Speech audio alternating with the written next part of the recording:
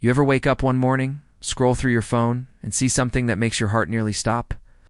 For me, it wasn't a text or an email. It was a real estate listing. 1,500 acres of woodland and lakefront property for sale. The problem? That land wasn't for sale. It wasn't even up for negotiation. The land belonged to me. My grandfather bought it nearly a century ago, passed it down to my dad, and eventually it became mine. I've been paying taxes on it, taking care of it, and living on it for years. So imagine my shock when I realized someone had the audacity to try to sell it. Is it not just someone the HOA from the luxury community next door? That was the day. My blood started boiling, and the beginning of one of the nastiest battles I've ever fought. Spoiler alert, I won. And by the end, I was the one selling off their mansions legally. While they watched everything crumble, to really understand this mess, you have to know about the land. My 1,500 acres sit just outside Willow Creek, a small town that's been swallowed up by developers over the years. My land includes forest, open meadows, and the best feature, a sparkling freshwater lake that people drive miles to fish or kayak in. It's the kind of place people fantasize about when they dream of escaping city life. Unfortunately, it was. Also the kind of place that made my land a big fat target for developers. Nothing attracts developers faster than an HOA desperate to expand Oak Ridge Estates was a luxury HOA community that bordered part of my lake. We're talking multi-million-dollar homes, private tennis courts, golf carts, zipping around, people who think their HOA board is more powerful than the local government. Their president was a guy named Richard Collins. I'll just say it. He was the kind of person who couldn't take no for an answer.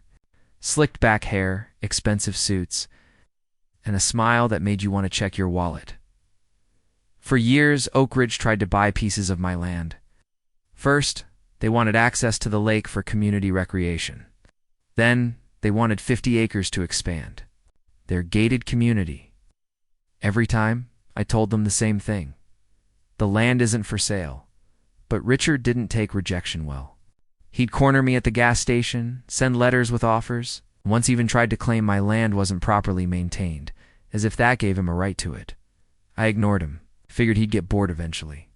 I was wrong at all. Came to a head one morning when a buddy of mine, who works in real estate, called me. "Hey, Evan," he said, "you planning on selling your land?" I laughed. "Not in a million years." "Why?" "Because it's listed. I'm staring at it. Right now. Oak Ridge Estates HOA is marketing it to developers." My stomach dropped. "Send me the link." He did. Sure enough, there it was. 1,500 acres of pristine woodland and lakefront. $25 million. The listing had maps, photos of my land, and even fake documents claiming the HOA had acquired it through a partnership. I nearly threw my phone across the room. I immediately called the number on the listing, pretending to be a potential buyer. The developer's rep bragged about how the HOA was expanding its holdings and that construction would begin once final paperwork cleared. That's when I knew this wasn't some clerical error. This was fraud, and I knew exactly who was behind it. That evening, I drove straight to the HOA clubhouse. Richard and his board were there, drinking wine and laughing like kings of the world. Slammed the printed listing on their table. "Care to explain this?" Richard barely glanced at it. Then he smirked.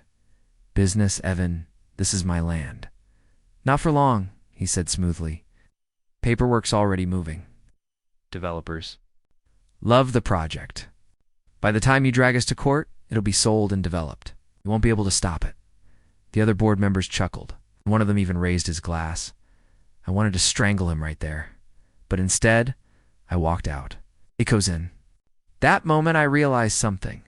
They thought they were untouchable. They thought I was just some country guy with no resources. They had no idea how wrong they were. The next morning, I met with my lawyer. We combed through everything, Deads. Titles, tax records. My ownership was airtight. The HOA had no legal claim whatsoever. But here's where it got interesting. Richard and his board hadn't just lied to the developer. They'd used my land as collateral for a loan, a massive loan, that opened the door for something much bigger than just a lawsuit. My lawyer explained it like this. by fraudulently using my property. The HOA had effectively tied their own assets into the mess. If I sued on ID, we could go after their community assets to recover damages. That meant their clubhouse, their community facilities, even their mansions. So that's exactly what we did. The court process was long, messy, and expensive. Richard swaggered in at the first hearing like he owned the place.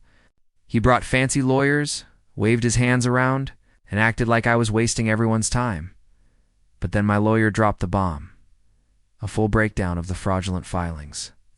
Proof of forgery and evidence that the HOA had illegally used my property as collateral.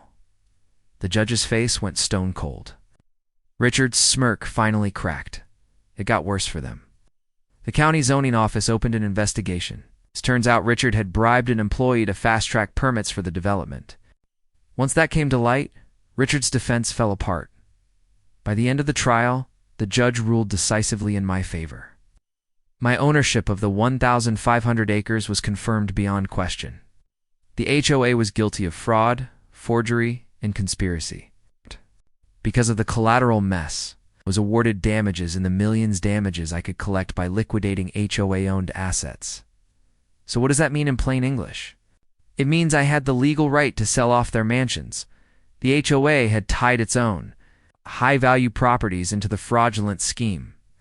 The court gave me control to auction them off to cover damages, and auction them I did. One by one, they're prized.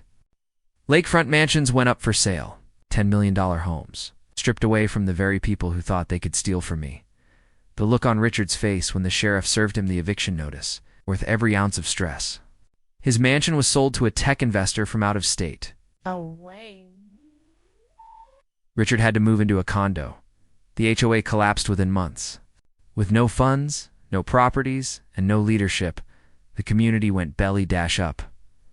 Meanwhile, still had my 1,500 acres, untouched, safe, mine, and thanks to the damages. I walked away with millions on top of it. Neighbors turned on Richard. Lawsuits flew from every direction. Homeowners who'd lost their mansions blamed him for everything, and rightfully so. Richard himself, last I heard, he filed for bankruptcy. His smug little empire crumbled overnight me. I fixed up my cabin, invested in my land, and made sure to post private property signs at every entrance, just for good measure. Every so often, someone new moves into the old HOA area and asks if I'm ever planning to sell.